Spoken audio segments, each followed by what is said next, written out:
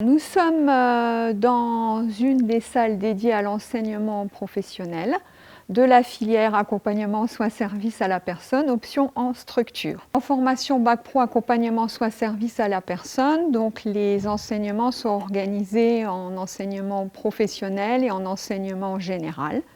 Donc en enseignement général, on va retrouver des disciplines mathématiques, français, histoire géo, arts plastiques. En enseignement professionnel, le contenu est organisé en pôles. Donc on a un pôle 1, ergonomie soins, avec des savoirs associés en biologie, microbiologie. Un pôle 2, animation, éducation à la santé, avec des savoirs associés en sciences médico-sociales. Un pôle 3, techniques de service à l'usager, avec des savoirs associés en nutrition et en alimentation.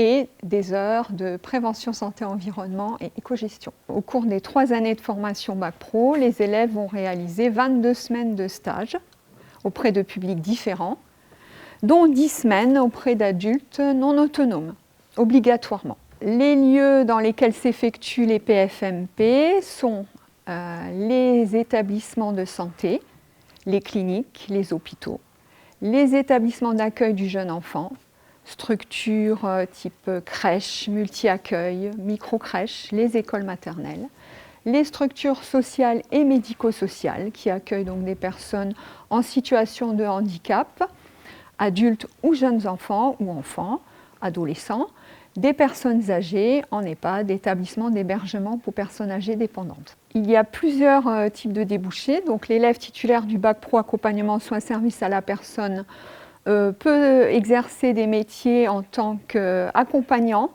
des personnes en difficulté ou en situation de handicap, ou intervenir dans des structures de la petite enfance. Mais il peut aussi décider de poursuivre sa formation après le baccalauréat. Et là, plusieurs cursus sont possibles.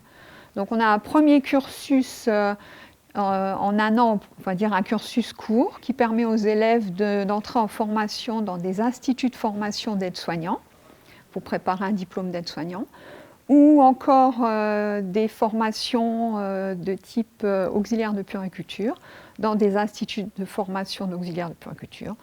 Ils peuvent aussi suivre des formations pour devenir moniteur, éducateur, accompagnant éducatif du secteur petite enfance. L'élève peut aussi choisir de faire un cursus en 2 ans, préparer un BTS, économie sociale et familiale, ou BTS SP3S, services et prestations des secteurs sanitaires et social. Et autre possibilité encore, un cursus un peu plus long, en 3 années de formation, pour devenir éducateur de jeunes enfants, éducateur spécialisé, ou éventuellement entrer en école d'infirmier. Donc en IFSI, Institut de formation en soins infirmiers.